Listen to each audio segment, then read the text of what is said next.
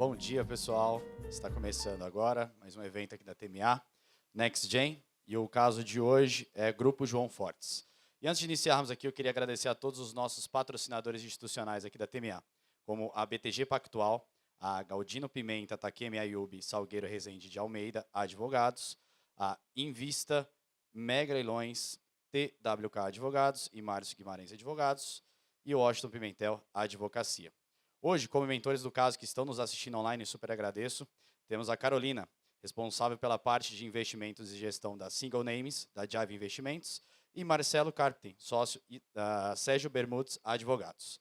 Como NextGen, temos aqui Arthur, advogado da Camilote e Castellani, Sociedade de Advogados, Caroline, analista jurídico da Enforce, Fabiola, advogada na área de insolvência e recuperação de crédito do ASBZ, temos aqui João Victor, advogado do grupo ADGM, e temos Laís, advogada mestre em Direito Comercial pela Faculdade de Direito da Universidade de São Paulo, e temos a Marcela Moreira, advogada da Bumachara Advogados, e para completar o time, temos Tiago, advogado júnior da Ramos Gutierrez Salgado e Gachino Advogados. Pessoal, uma boa apresentação para vocês, por favor.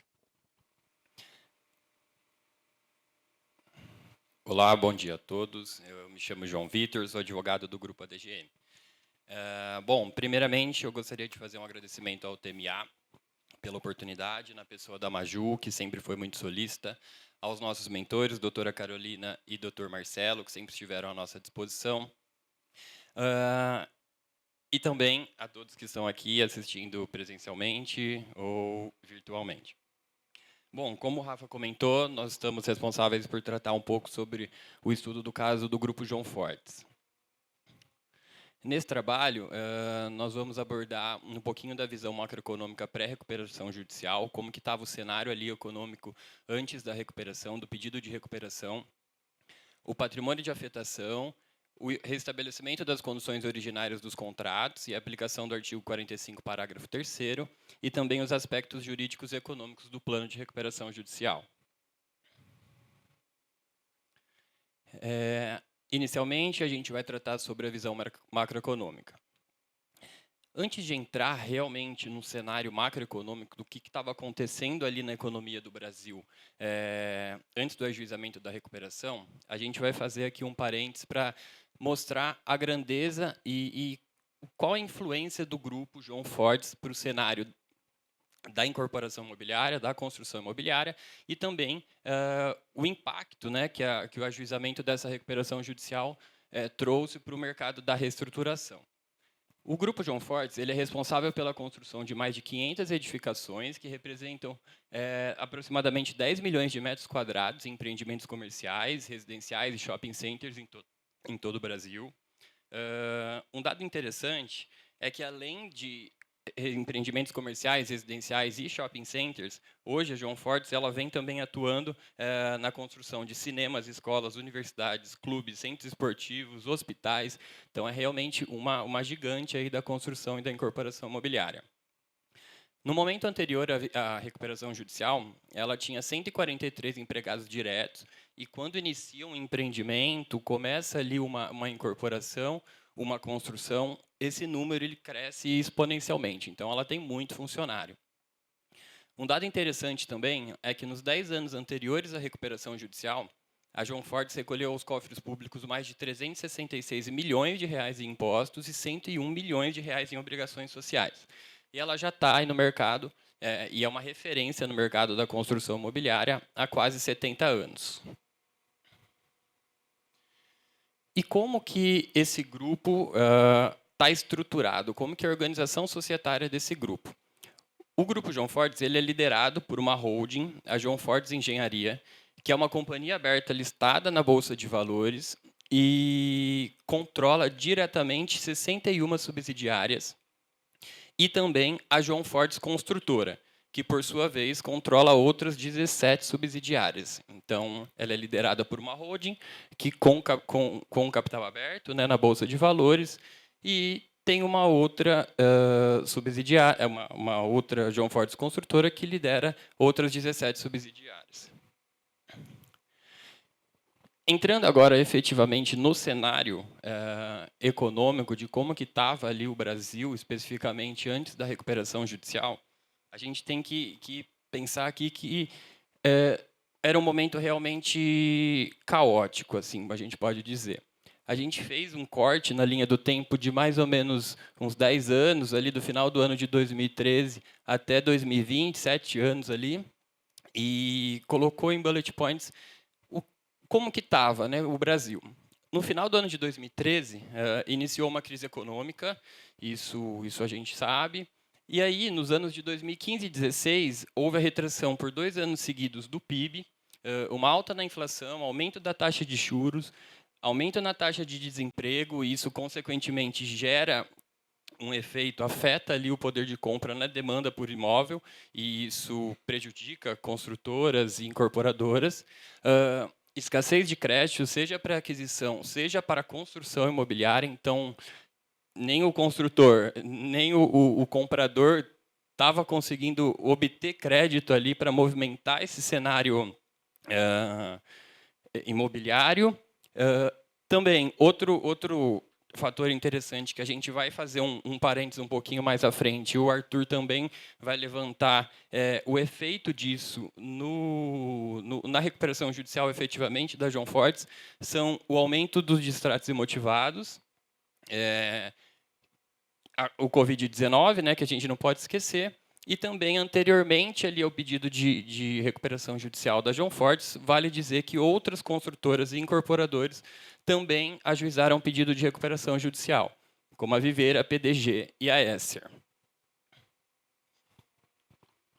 Para deixar um pouquinho mais didático e ilustrar realmente como que estava esse cenário, nós trouxemos alguns gráficos que demonstram a retração no PIB em 2015 e 2016, 2 anos seguidos, uma evolução da inflação e da taxa de juros, o aumento de juros de 11% em 2014, 14,25% em 2015, é um aumento de 3,25%.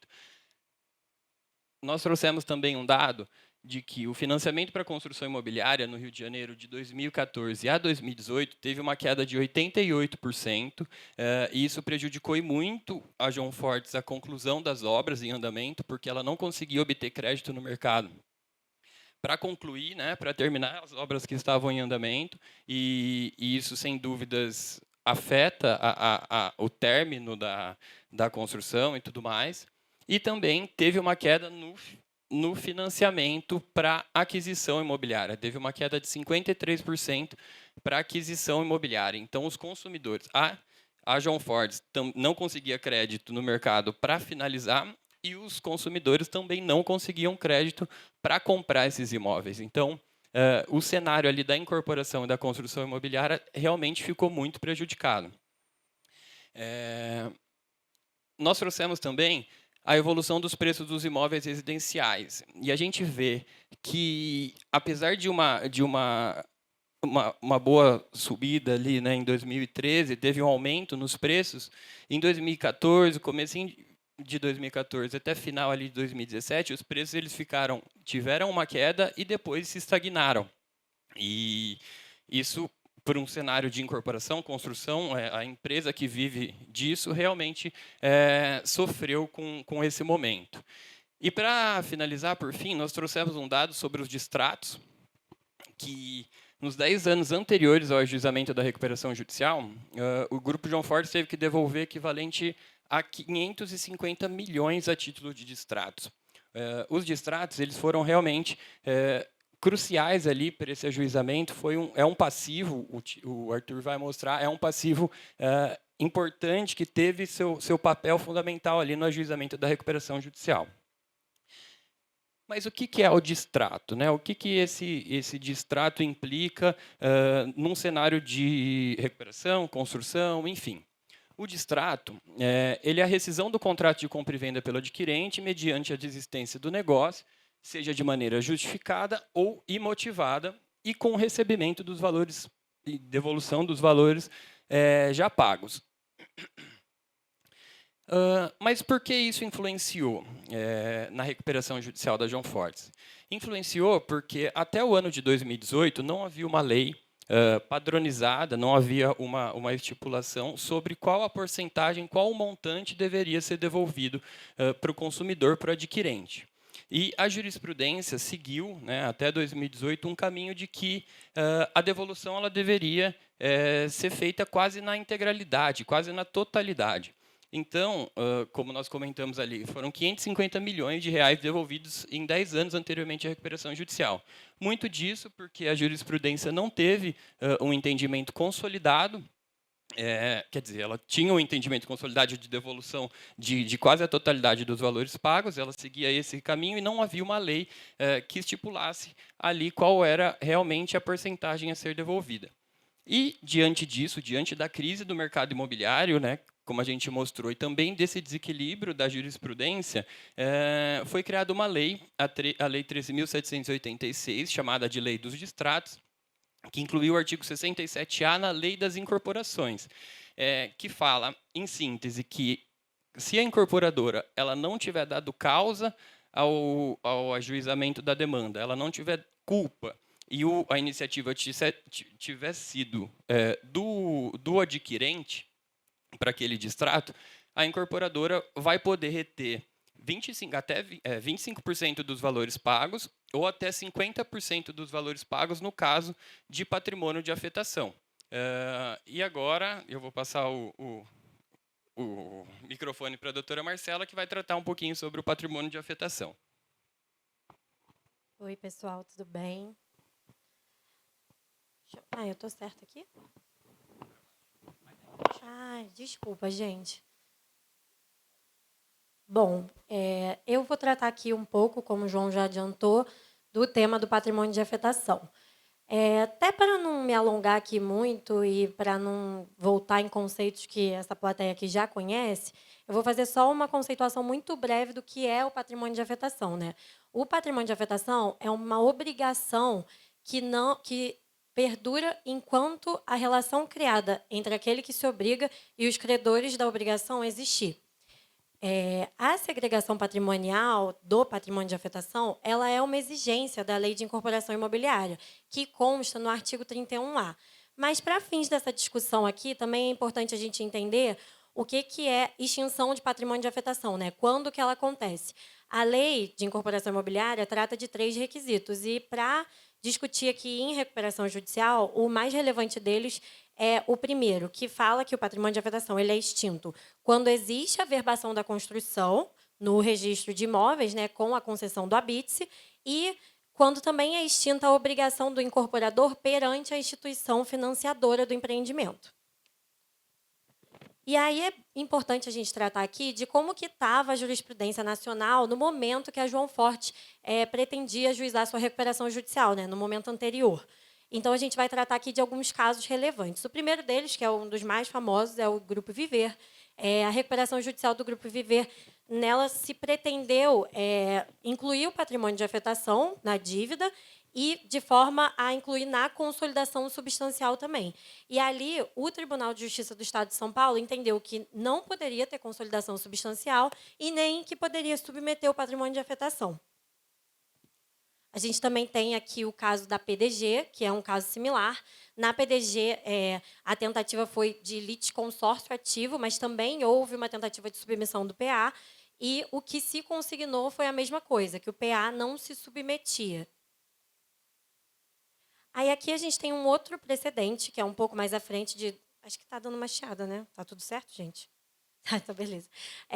A gente tem um outro precedente aqui, de 2017, né, que é do Grupo Miami Center, do Tribunal de Justiça do Distrito Federal, que foi o primeiro precedente do Brasil no qual o tribunal entendeu que poderia se manter o PA num ambiente de litisconsórcio, não de consolidação, mas um litisconsórcio. E é esse precedente até que baseia ali o pedido inicial da João Forte. Então, ele foi bastante importante. E aqui a gente tem um panorama geral, né, do cenário da jurisprudência nacional. No momento que a João Forte ia pedir recuperação judicial, o que existia era um entendimento já consolidado para não admitir consolidação substancial de sociedades com e sem PA, um entendimento dos tribunais também, uma inclinação para não submeter dívida de PA à recuperação judicial e um único entendimento favorável ao processamento conjunto da recuperação judicial de companhias com PA em mera consolidação processual. O Tribunal de Justiça do Estado do Rio de Janeiro, que era onde seria ajuizada a recuperação judicial da João Fortes, e o STJ ainda não tinham posicionamento sobre esse tema. Eis que a João Fortes faz o seu pedido, e no seu pedido, a João Fortes, de forma até bastante transparente, fala logo de cara que existe PA. O PA estava relacionado a 6 SPEs e a um empreendimento ligado também à própria holding. E o que é relatado na inicial é que, na maior parte, já teria sido construído, né, o empreendimento, entregue aos clientes da João Fortes, e que remanescia ali dívida de agente financiador. E até sobre esse tema, especificamente, eu volto ali naquele conceito que eu trouxe de extinção de PA, né? Que fala que o PA ele se extingue quando você tem a finalização da obra, o registro, a concessão do habite e a extinção da dívida do agente financiador. Tem um RESP agora, do Grupo Calçada, é o RESP 213710, do Rio de Janeiro, que vai discutir exatamente esse tema. No caso do Grupo Calçada, a obra tinha sido concluída, foram entregues os empreendimentos, as pessoas já moram nos empreendimentos e está tudo registrado, está registrado inclusive nos RGIs, mas existe uma dívida remanescente bancária de juros. Então, vai se discutir se, nesse caso, essa dívida específica não se submeteria à recuperação judicial e esse PA não pode ser considerado extinto.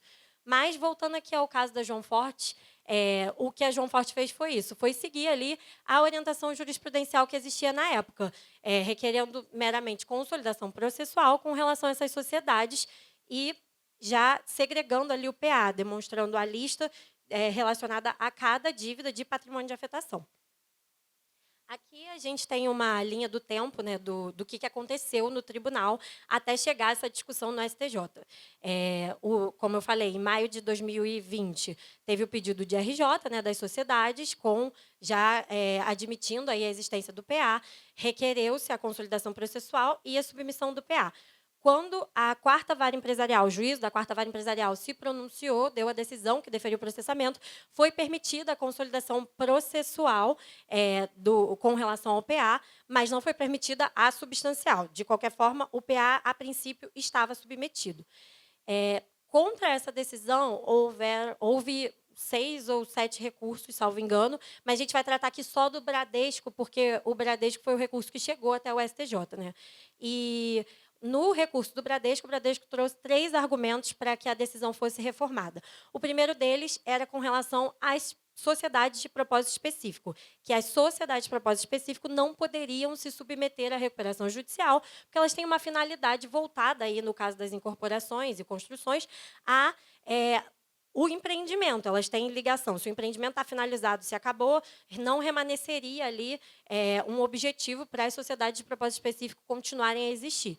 O segundo argumento trazido pelo Bradesco é com relação justamente à não submissão do PA, né, com base nos precedentes que existiam na época e com base nos entendimentos doutrinários da Lei de Incorporação Imobiliária, orientação de súmula e de jornadas de direito comercial, enfim.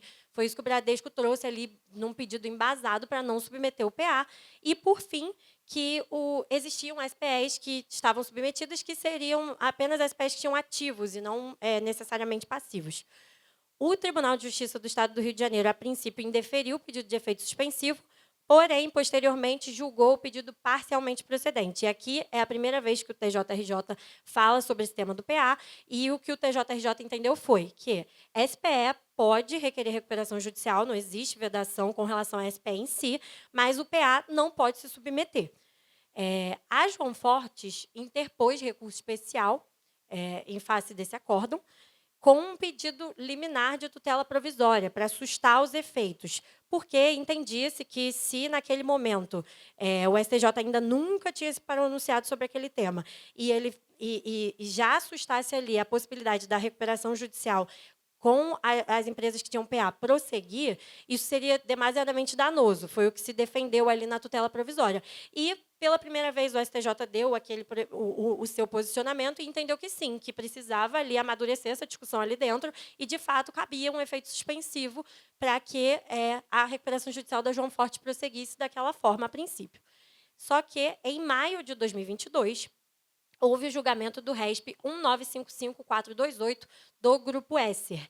E, nesse precedente, a discussão era exatamente a discussão da João Forte, e o que se entendeu foi que SPEs elas até podem se valer da recuperação judicial, mas nunca em consolidação substancial, sempre em consolidação processual, e que PA não se submete à recuperação judicial. Então, por óbvio, quando, em 29 de novembro de 2022, houve o julgamento do recurso da João Fortes, foi aplicado aí o mesmo entendimento que o caso da Esser, e, a princípio, esse é o entendimento que existe hoje no STJ, inclusive valendo para casos atuais e posteriores, como, por exemplo, do Grupo Rossi, enfim, e outras incorporadoras que requereram recuperação judicial depois disso. Era o que me cabia, pessoal. Muito obrigada. Vou passar a palavra aqui para a Fabíola. Bom, pessoal, agora a gente vai tratar de um tema que acabou se desenrolando de forma paralela a toda essa discussão envolvendo o patrimônio de afetação, mas que também está interligado, né? Então, a gente fala sobre o restabelecimento das condições originárias dos contratos aqui na João Fortes dos credores financiadores e, por consequência, a aplicação do artigo 45, parágrafo 3º da Lei 11.101. E o que fala esse artigo 45? Né? Ele fala, basicamente, que todos aqueles credores que não tiverem as suas condições alteradas pelo plano, então mantidas na forma dos contratos, eles não terão direito de voto e também não serão computados para o quórum da Assembleia Geral de Credores. E como que estava, né, a situação da João Fortes naquele momento na recuperação judicial do ponto de vista processual? Bom, a João Fortes, o grupo João Fortes já havia apresentado os seus planos, e aí respeitando a segregação da sociedade de propósito específico com patrimônio de afetação.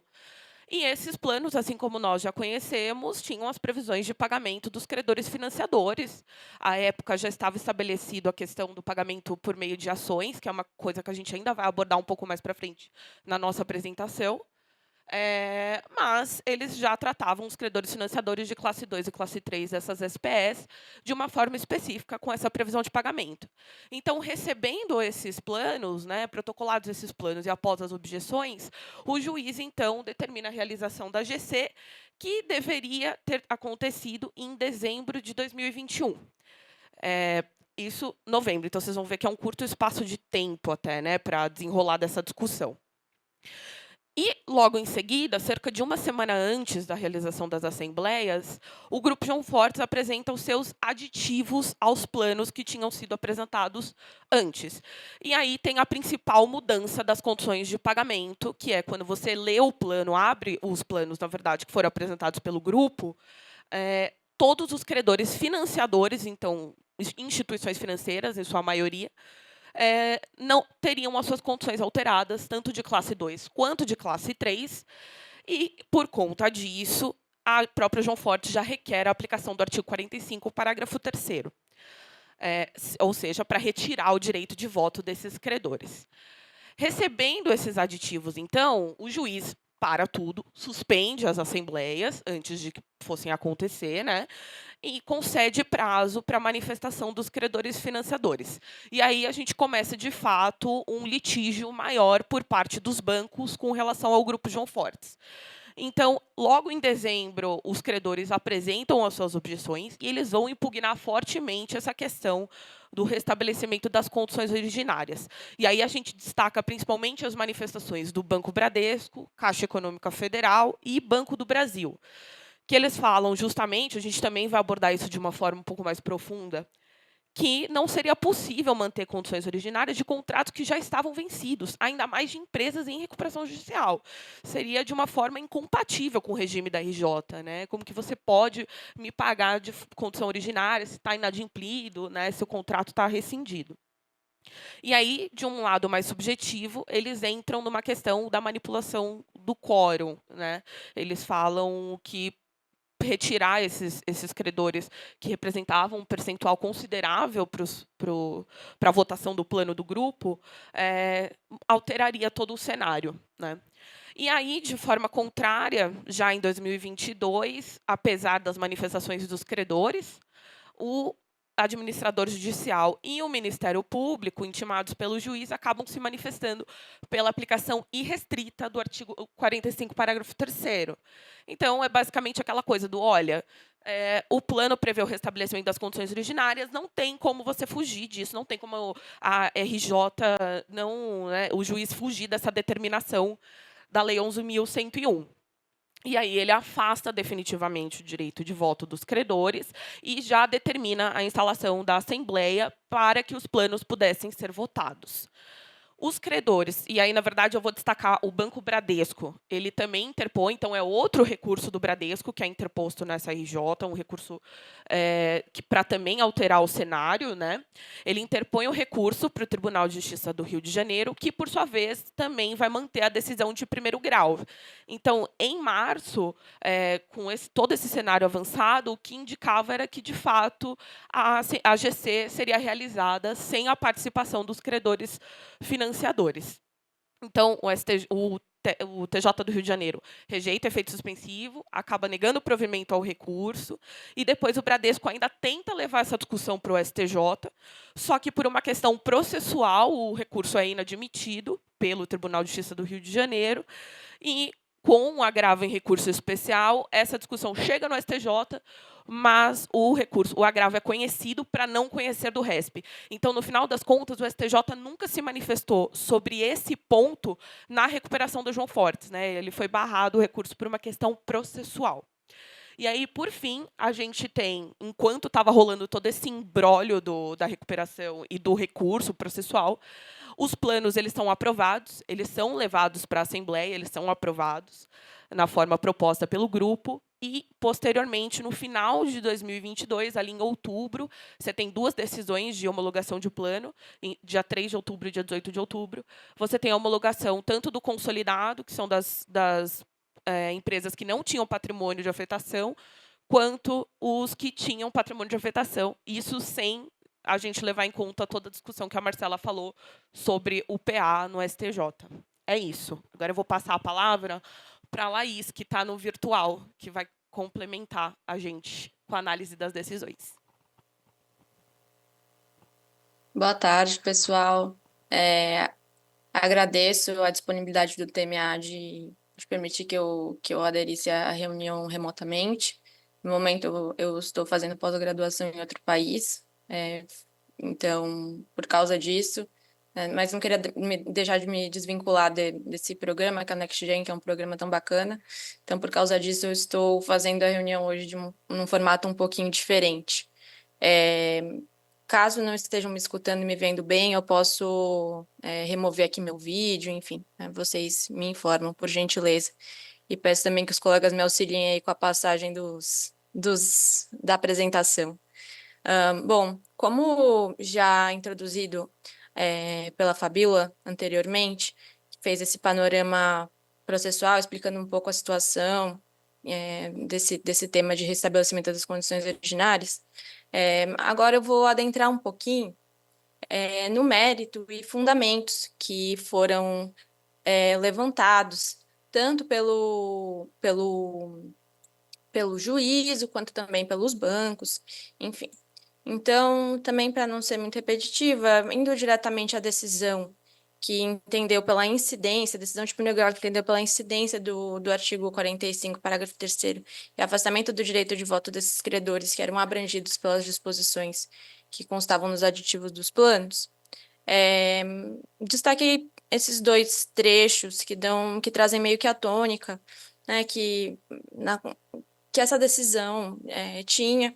Foi uma decisão, assim, sem adentrar o mérito se está certo, se está errada, mas bastante pragmática, no qual entendeu-se que deveria, sim, haver o afastamento, porque, com base na sedação das cláusulas, né, não houve uma análise tão, assim, sistemática do plano e das consequências para essas cláusulas, conforme propunham os credores financiadores. Foi uma análise mais pautada na redação da cláusula, dizendo que ela estava em consonância com o artigo 45, parágrafo 3º, e que, portanto, deveria haver o afastamento do direito de voto. Ainda frisou-se que haveria outras possibilidades desses credores exigirem o crédito de forma integral e também discutirem esse crédito por outras searas processuais, que não a recuperação judicial. E também foi levantado um outro argumento por alguns dos credores, no sentido de que não apenas haveria a intenção de se manifestarem a respeito do plano no que diz respeito à reestruturação de seus créditos, mas também a respeito de algumas cláusulas que tratavam de autorização de alienação de bens móveis e também supressão de garantias. E o entendimento do juiz de primeiro grau foi que, uma vez que eles não seriam afetados em termos de reestruturação de seus créditos, não haveria também sentido, pela lógica da lei e pela sistemática proposta, que eles também pudessem opinar sobre outras disposições do plano, enfim, seja ela sobre o que forem. Então, em termos de dispositivo, esses credores foram desconsiderados, como a Fabiola bem colocou, para o cômputo de instalação e deliberação.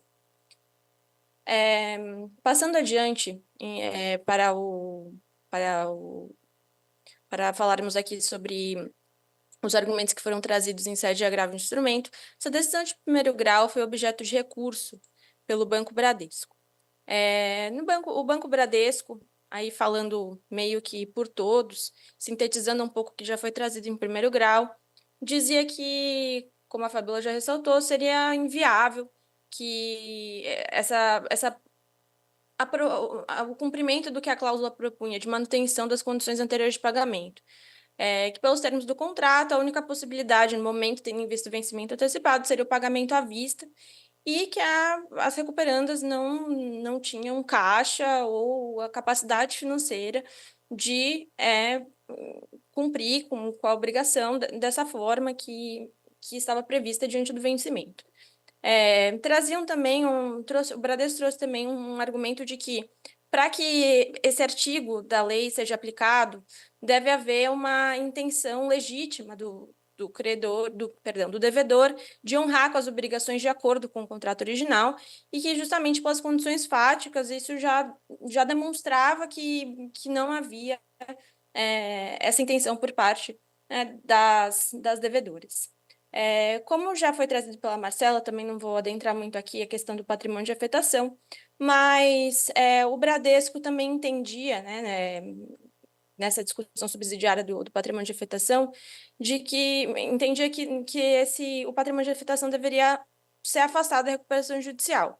E ele entendeu também que, ao afastar os principais credores financiadores e justamente a reestruturação desse passivo relacionado ao PA, essa seria uma aceitação tácita por parte das recuperandas, um entendimento assim, tácito de que, de fato, o PA não deveria estar na recuperação judicial. Posteriormente, como a Marcela já ressaltou, essa questão foi enfrentada, resolvida, mas ele também trouxe esse elemento aqui. E também, novamente, frisando bastante essa questão de que a real intenção seria o afastamento por completo de uma possibilidade de participação desses credores na AGC e nas negociações termo do plano, na reestruturação do Grupo João Fortes como um todo. As recuperandas, rebatendo todos esses argumentos, disseram que o vencimento das obrigações não implicava no imediato pagamento à vista, como estava propondo o Banco Bradesco. E também, em linha com o que já foi decidido em primeiro grau, dizia que o credor ele poderia, sim, estar satisfazendo seus créditos por outras vias processuais, discutindo também em outras áreas processuais se deveria ser à vista, se deveria ser parcelado, como deveria ser feito esse pagamento. Também nega que haveria um aceitamento, uma aceitação tácita por parte das recuperandas em relação ao patrimônio de afetação estar dentro ou fora da recuperação judicial, por meio da inserção dessas cláusulas nos planos, até porque eles ressaltavam, as recuperandas ressaltaram que o patrimônio de afetação abrangeria outras obrigações, para além daquelas envolvendo os credores financiadores, e ressaltando que a lei é muito expressa e que, se as condições ordinárias são mantidas, o credor ele não deve votar. Por fim, nós tivemos a decisão aqui, que também já foi ressaltada pelas meninas, né, vou ser muito breve, em relação ao agravo do Bradesco, manteve-se, né, o entendimento de que haveria sim o caso, a incidência do artigo 45, parágrafo 3º. Como a Fabiola ressaltou, nesse meio tempo, houve a AGC, houve a votação dos planos e tudo mais, mas nem por isso o Tribunal de Justiça do Rio de Janeiro deixou de analisar, de se manifestar sobre o mérito, né? Não fugiu dessa questão. E, bem em linha com o que foi decidido também em primeiro grau, ateve-se bastante, né? Esse acordo já tem bastante a redação do plano. Também, como fundamento adicional, que não foi mencionado em primeiro grau, fala do artigo 49, parágrafo 2º, de que, no sentido de que, já que não houve alteração na forma de pagamento, esse crédito não estaria abrangido pela recuperação judicial. Também é mencionado, é interessante que se menciona a reforma da Lei 11.101, que tinha sido bem recente à época, e que, pela sistemática da lei, não houve qualquer alteração no sentido do entendimento da aplicação desse artigo. E, tendo em vista aqui, como a Fabiola ressaltou, né, no panorama processual já havia sido realizada a AGC, foi frisado que o Banco Bradesco ele teve, né, assim como os outros bancos, tiveram direito de voz garantido, puderam registrar em ata as suas resignações, e que isso teria sido suficiente para, na condição em que eles se encontravam de ter o seu crédito afastado, participarem, né, do processo de recuperação judicial. Então, feitas essas considerações, agora passo a palavra à minha colega Caroline, que vai dar continuidade ao tema. Bom dia. Eu vou trazer aqui uma visão de como os outros tribunais decidem sobre essa mesma questão da aplicação do parágrafo 3º do artigo 45. O primeiro que eu vou trazer vai ser um caso do Mato Grosso, da recuperação judicial da Fortes Comércio de Peças. A Forte Comércio de Peças, na AGC em continuação, ela apresentou um modificativo que previa a exclusão do Banco do Brasil e da Caixa Econômica Federal do plano por manter as condições aí originárias do crédito. Então, isso é nos exatos termos do parágrafo 3º do artigo 45. Esse plano ele foi homologado, mas quando da homologação, o juiz ele decidiu que deveriam comprovar num prazo de 5 dias o pagamento desses credores sob pena da decretação da falência.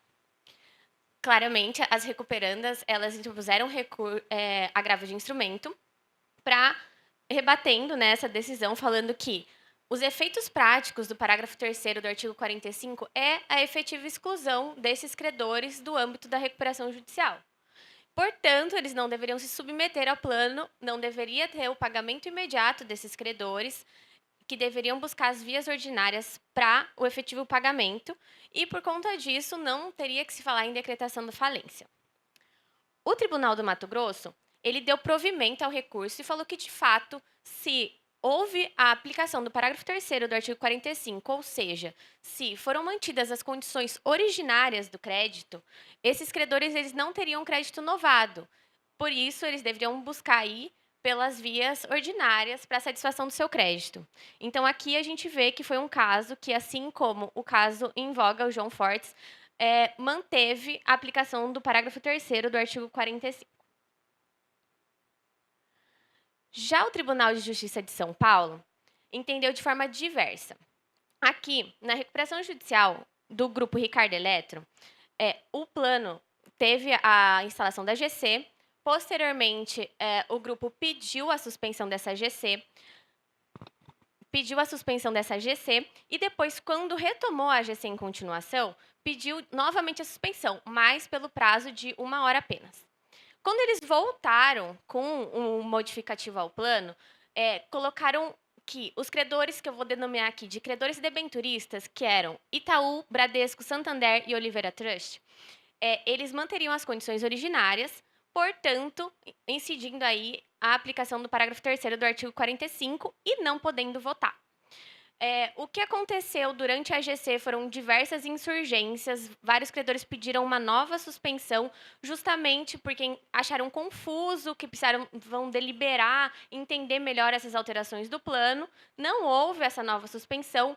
O administrador judicial, ele colocou o plano em votação e colheu o cenário com e sem voto desses credores debenturistas.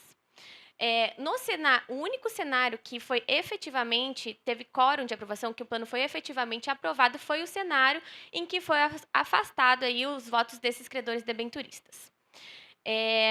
Posteriormente a isso, tiveram 18 ressalvas, inclusive das próprias recuperandas, falando que não deveriam ter sido nem computado os votos desses credores.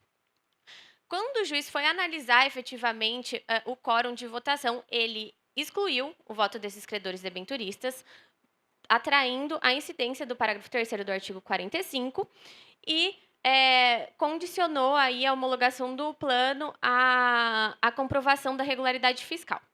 Dessa decisão, esses credores eles interpuseram agravo de instrumento, alegando que eles tinham um crédito de 2 bilhões, que representavam 40% do quadro, e ainda que os créditos fossem divididos entre a classe 3 e 2, ainda assim deveriam ter aí a aprovação destes credores, que eles não poderiam ser simplesmente excluídos e que teria sido uma manipulação do quórum. O Tribunal de Justiça de São Paulo, ele começou discorrendo que, em regra, não há ilegalidade nenhuma na aplicação do parágrafo 3º do artigo 45, como a gente viu no caso estudado João Fortes.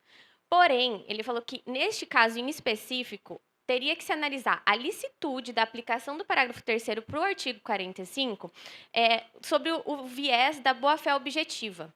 Entendeu que, neste caso, houve um abuso de direito das devedoras em excluir estes credores do quórum de votação. Principalmente porque, no plano de recuperação judicial, tinha a previsão de que todos os bens do grupo Ricardo Eletro seriam essenciais para a preservação da empresa. Então, com a essencialidade de todos os bens, os credores debenturistas não conseguiriam satisfazer seu crédito nem através das previsões contidas no plano, nem através aí das ações ordinárias, enfim, para a cobrança do crédito.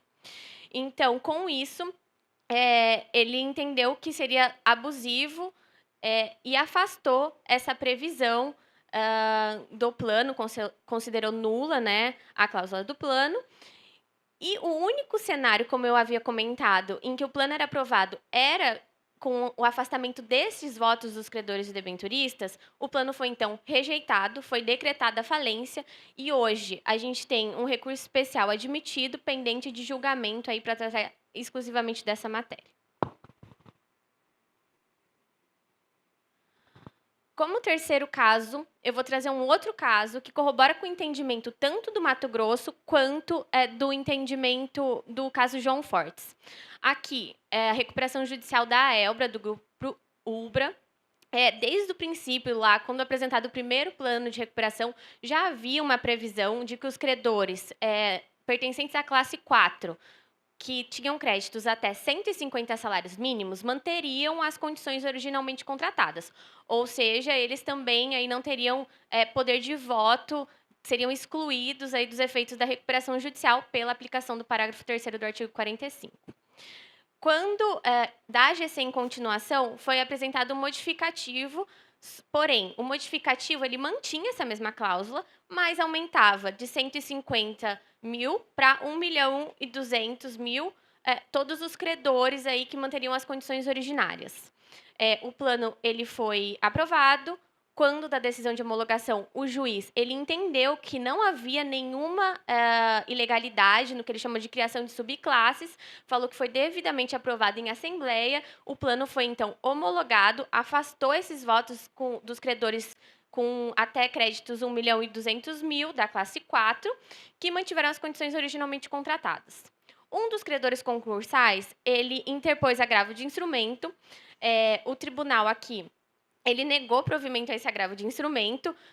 O que, basicamente, o credor concursal ele alegava era que esses credores eles teriam privilégio em detrimento dos demais credores, porque receberiam seu crédito integralmente sem deságio.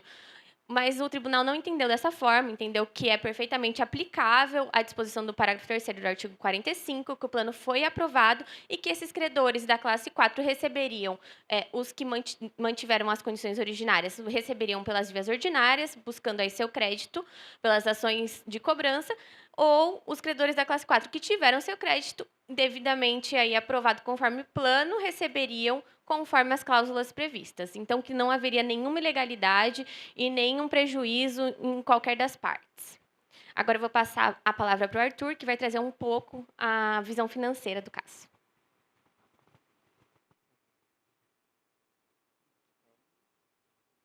Bom dia, meus caros. Não vou tomar muito tempo de vocês. Meu nome é Arthur. Sei que estão todos preocupados com o celular, se nenhum cliente está ligando desesperadamente porque cortaram a luz, penhoraram alguma conta bancária deles, então prometo ser breve. Coube a mim, o Thiago, falar um pouco sobre o aspecto econômico e jurídico do plano. Quando a gente pensa num plano de recuperação judicial, mais do que isso, em uma recuperação judicial em si, a gente não fala só de uma questão econômica, mas de afetação de todos os interesses que circundam a empresa. Desde aqueles mais distantes, então, por exemplo, o fisco, os credores que têm algum tipo de garantia fiduciária que não se submetem ao plano, aqueles credores que continuaram fornecendo para a empresa pós-recuperação judicial, e aqueles que são mais afetados num grau de intensidade maior, ou seja, aqueles créditos que são submetidos ao plano, que vão ser novados se tudo der certo.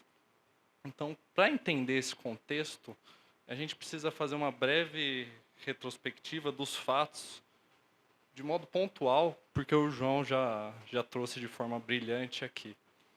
Inicialmente, é necessário lembrar que, do aspecto da Lei 11.101, que rege os processos de recuperação e falência, na época do ajuizamento do pedido da João Fortes, ou seja, a gente está falando de maio de 2020, os conceitos de consolidação substancial, consolidação processual, subclasse de credores, não eram algo positivados. Eles tinham previsão na doutrina e na jurisprudência, mas eles não se encontravam na lei.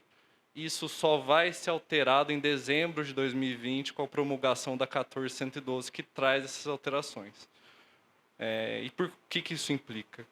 Como a gente vai ver a seguir, que grandes pontos talvez foram tratados de modo diverso do que seria hoje.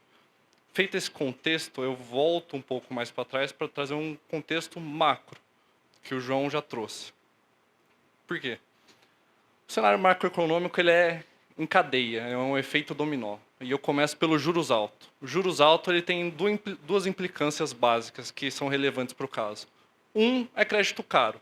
Crédito caro significa que a incorporadora que precisa do crédito para fazer a construção vai pagar mais caro por aquele crédito. Segundo ponto, para o consumidor. Um consumidor, crédito caro significa dificuldade de acesso. Então, você já começa a restringir o acesso ao crédito. Um segundo ponto, que aí vem casado. E isso desaquece o mercado. Então, se o consumidor não acessa o crédito, ele não compra. Se ele não compra, o mercado fica desaquecido. Mas tem um outro fato. O desemprego. O Brasil, no 2017, ele quase duplica o índice de desemprego. Ele vai de 6,6 para 13,8. O que isso implica? Quando você perde emprego ou você passa por um momento de arroxo financeiro, você começa a cortar coisas que você não vê como essenciais à sua sobrevivência. E aí você começa a entender um pouco dos distratos. Então, por consequência, um dia a incorporadora tinha um crédito contra o consumidor, no outro ela tinha uma obrigação de pagar aquele consumidor, que é o segundo ponto. Então, desse breve contexto macro, já dá para perceber que a João Fortes ela tinha duas classes de credores muito bem definidas. Uma era aqueles que concediam crédito a ela, ou concederam o crédito a ela, e outra os consumidores. E é isso que vai retratar muito o contexto do quadro geral de credores da João Fortes. Uma breve introdução aqui é que esse quadro, essas porcentagens, estão considerando tanto as sociedades com patrimônio de afetação, como aquelas sem patrimônio de afetação. E aqui eu chamo a atenção para os números. Veja que empréstimos e financiamentos, ou seja, a grosso modo, bancos, foram responsáveis por 41% dos créditos dessa recuperação judicial. Distratos, rescisões, condenações e permutantes, que vamos lembrar, são consumidores, só que ao invés de ele pagar em dinheiro, ele paga com bens, normalmente um apartamento ou coisa do tipo, eles somam 26%. Se a gente fizer a conta aqui nessa manhã que a gente está em energia ainda, dá 67%. Ou seja, 67% dos créditos da recuperação judicial da João Fortes estavam concentrados em bancos e consumidores. Mas, poxa, tem como tratar os dois da mesma forma? Vamos pensar, banco. Banco não quer imóvel, banco não quer bem. Banco quer dinheiro.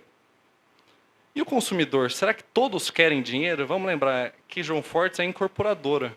Então, você tem gente que tinha um imóvel faltando o habite, tinha gente que estava com obra em andamento, tinha gente que a obra não tinha nem iniciado. Ou seja, dentro da classe de consumidores, a gente consegue ver núcleos de interesses distintos. E é isso que vai retratar um pouco o plano. Então, o primeiro destaque que eu trago a vocês é justamente a criação das subclasses. Como eu disse, a criação subclasse era um conceito que não existia positivado na Lei 11.101. Na época do pedido da João Fortes, ela veio só em dezembro, posteriormente. Ele se encontrava na doutrina e na jurisprudência, que era basicamente, você pode estabelecer formas de pagamento diferente aos credores, desde que seja um critério objetivo. Então, há muito tempo, não se questiona a criação das subclasses, mas se questiona as razões e os critérios estabelecidos para a subclasse. Nesse caso da João Fortes, a gente teve um recurso mais a fundo, de um banco, mas não foi para frente. E o que é interessante aqui é justamente ver as subclasses que foram criadas, porque é justamente entendendo os núcleos de interesse que existiam nos credores, dentro desse quadro de credores. Então, se vocês forem ver, e eu gostaria de destacar mais a classe 3, que vocês vão ver que tem credores quirografários financeiros bancários, ok, temos créditos de bancos, temos GEIs adquirentes, temos adquirentes de unidades sem o habite, partes relacionadas, remanescentes e os permutantes, que eu acho que fica mais claro, porque você tem os permutantes de empreendimentos concluídos, de obras em andamento e de obras não iniciadas. Então, o primeiro destaque que eu gostaria de fazer é que me parece que o plano de recuperação da João Fortes entendeu muito bem os centros de interesse que existiam na classe de consumidores e procurou tratá-los de forma tanto a satisfazer as pretensões da empresa, no caso do grupo econômico, como também dos próprios credores, tanto também visando a aprovação do plano de recuperação judicial. Porque, vamos lembrar, à época não existia plano alternativo. Então, a rejeição do plano na Assembleia ia para eventual aprovação ou homologação judicial, e se não tivesse homologação judicial, era falência.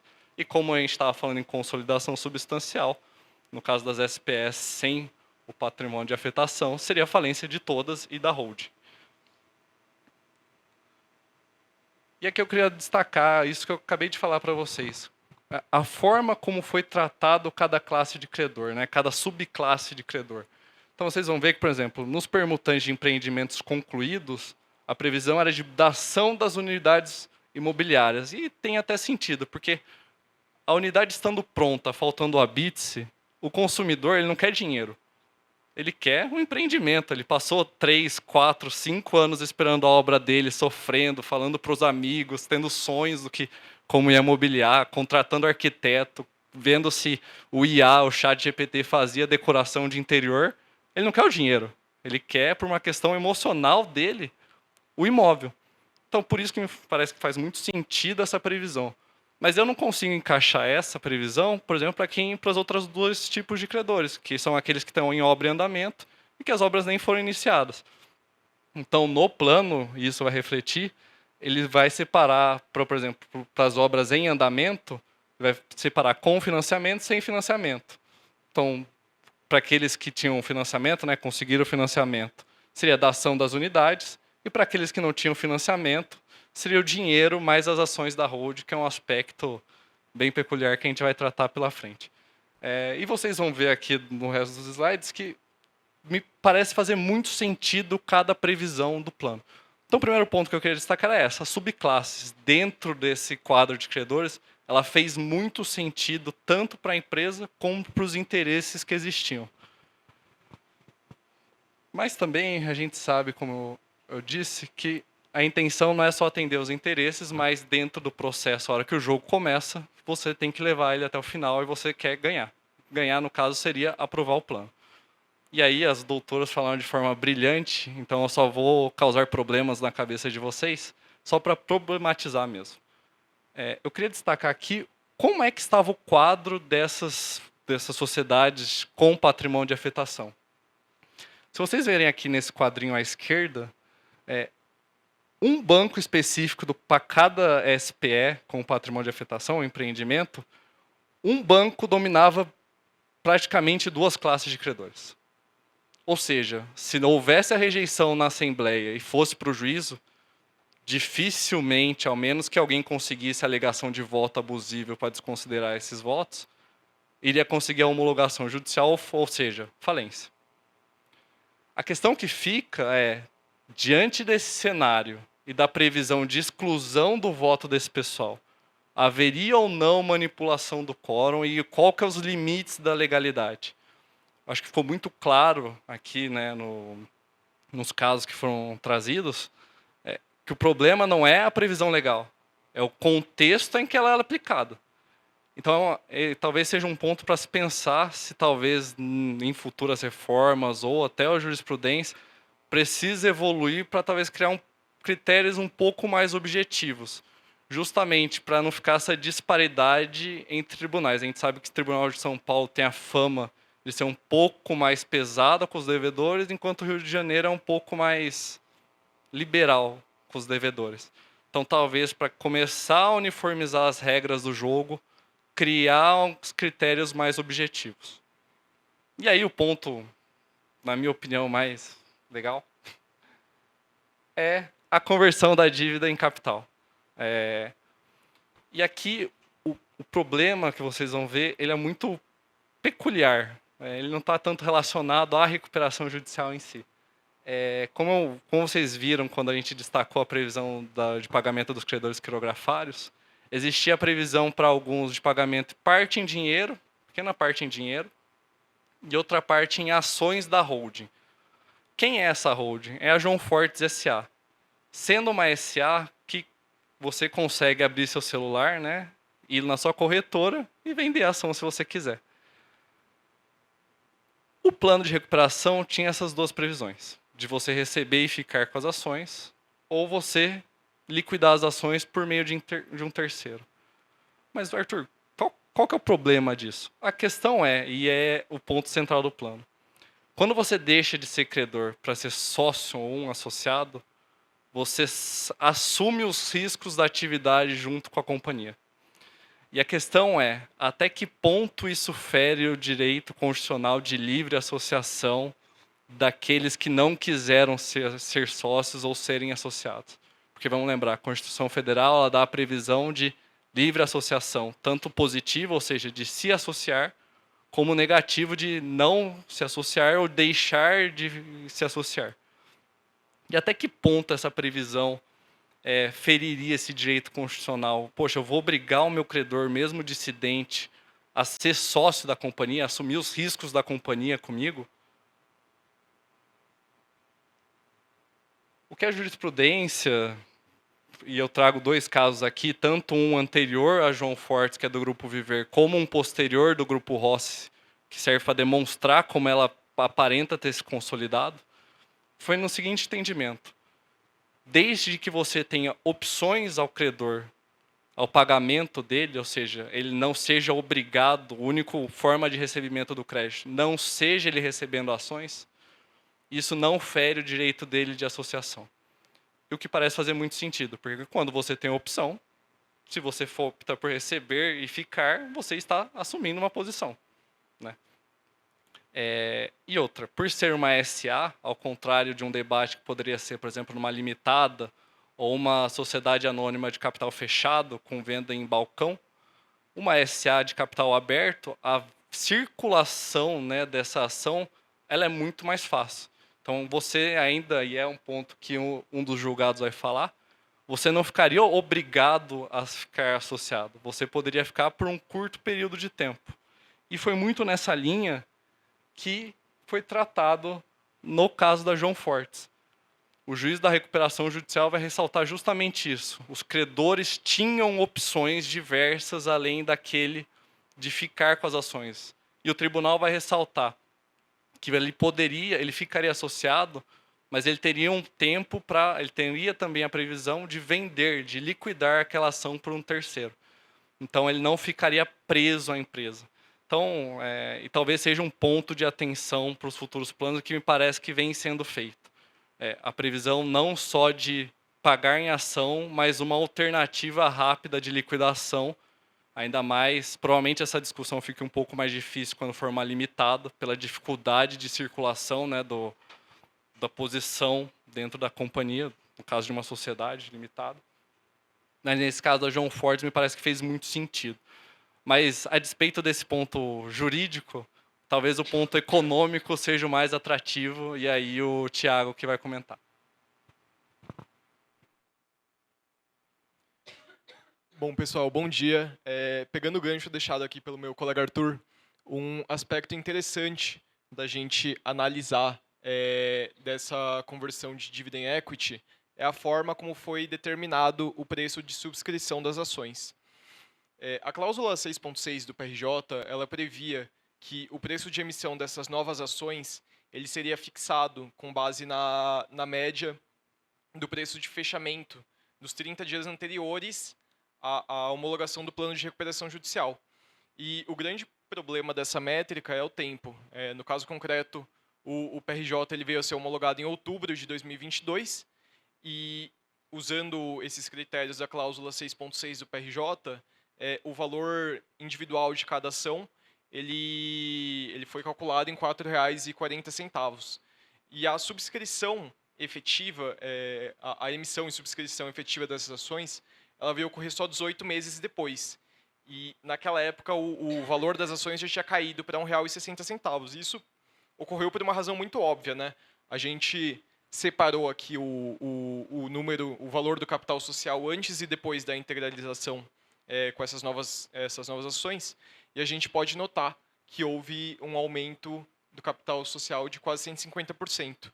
E o mercado, obviamente, ele precificou essa diluição da participação dos antigos acionistas da holding e, dentre outros motivos, isso também ocasionou a queda ali no preço das ações. Bom, do ponto de vista dos credores, isso implicou num deságio implícito, dado que para obter o equivalente à época a R$ 1,60 em ações, eles tinham que queimar o equivalente a R$ 4,40. A gente até colocou ali o percentual de quanto que ficaria o deságio.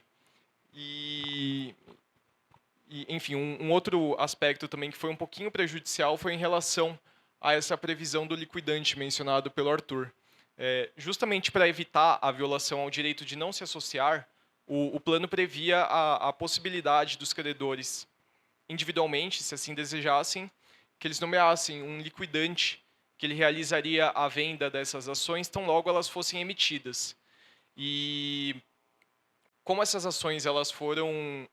novas ações elas foram emitidas na mesma época, e esse liquidante tinha uma obrigação legal, uma obrigação contratual, aliás, de realizar a venda dessas ações no mercado, independente do preço das ações naquele dia, isso acabou causando um choque de liquidez por falta de demanda para essas ações. A gente separou aqui também alguns dados relacionados à negociação das ações na Bolsa, e nos meses anteriores à conversão da dividend equity, a gente pode notar que o volume de ações negociadas ele ficou numa média ali de mais ou menos 1 milhão mensalmente. E em julho, logo após a subscrição dessas ações, o volume de ações negociadas aumentou mais de 180 vezes. E, consequentemente, isso causou uma queda bastante expressiva em relação ao valor das ações. Semana passada, salvo engano, as ações da João Fortes elas chegaram a bater 20 centavos por ação, que, enfim, além do prejuízo inicial que já tinha chegado a R$ 1,60, esses ativos acabaram se depreciando ainda mais. E, enfim, olhando hoje em dia, com as informações que a gente tem, parece que esses problemas são um pouco óbvios, mas, enfim, talvez se alguns mecanismos tivessem e pudessem ser adotados de formas diferentes, seria possível preservar um pouquinho mais o valor das ações e evitando esse prejuízo financeiro tanto para os acionistas quanto para os credores que optaram por seguir com essa forma de pagamento do PRJ. E, bom, aqui a gente trouxe um gráfico que demonstra o preço das ações da João Fortes desde da subscrição até, aliás, desde que foi definido o preço da subscrição com a homologação do PRJ até os dias de hoje, para demonstrar aqui como essa queda no valor desse ativo foi bastante expressiva. E, bom, essa foi a nossa apresentação. Espero que vocês tenham gostado, que tenham conseguido aproveitar algum ponto que a gente apresentou. Queria agradecer também o TMA, os nossos mentores e a todo mundo que despendeu um pouquinho de tempo aqui para assistir a gente. Obrigado, gente. Em nome do comitê do NextGen e da TMA, agradecer a participação de todos, dos nossos mentorandos, o trabalho muito bem feito, muito bem aprofundado de todos. Tivemos também o auxílio dos mentores, né, que temos que agradecer, que não puderam estar aqui. Iriam entrar online, mas não conseguiram, né? Não. Tá pelo YouTube. Então, sem os mentores, eu costumo falar, né? Sem os mentores, a gente não consegue fazer nenhum trabalho aqui. A ideia do nosso NextGen é fazer com que jovens profissionais, mais jovens do que os velhos que já estão há bastante tempo fazendo, não, mas é para dar oportunidade para os profissionais que não tiveram ou não participaram de casos relevantes ou casos emblemáticos no Brasil, possam ter o acesso primeiro ao material, fazer um estudo do caso. O Brasil é super carente em estudo de caso, né? A gente tem muito pouco informação, dado, recurso, então a intenção da TMA, primeiro, é fazer esse estudo aprofundado, a gente analisar o caso com a distância razoavelmente histórica, né? Quer dizer, o caso já acontecido, já resolvido, ou uma grande parte resolvida, e a evolução e o desenvolvimento de cada um que participa do evento, tendo a oportunidade de poder ter contato com os próprios participantes do caso, quem realmente atuou, quem pensou para trazer informação e trazer a análise dos nossos mentores e dos participantes do programa, em benefício de todos. Então, é o desenvolvimento pessoal, profissional de vocês, que é a nossa intenção aqui no programa do NextGen. E convidamos a todos sempre para virem, também participarem. A gente ainda vai ter um último, né? O Rafinha vai fazer as palavras finais. Eu só queria agradecer de novo, dar parabéns para o time, parabéns pelo trabalho realizado, agradecer aos nossos mentores e convidar para o último, que o último teremos um networking que vai ter aqui também, um evento de networking a gente vai fazer. Não vai ter que, dependendo do horário, aí eu coloco mais ou menos coisas interessantes para beber, para comer, mas enfim. Bebida é só depois do meio-dia. Não, brincadeira. O Rafinha vai fazer o encerramento. Obrigado a todos. Parabéns a todos vocês. Bom, pessoal, super agradeço a todos vocês, os NextGen, a quem está aqui presencialmente, quem está online também. Não deixe de acompanhar a TMA Brasil, estamos com diversos eventos. Teremos nosso congresso dia 24 e 25 de outubro, então não perca, é uma quinta e sexta-feira. Teremos um sextou com a festa da TMA de encerramento do congresso, então vai ser imperdível. Então acompanhe a gente e faça a sua inscrição o quanto antes.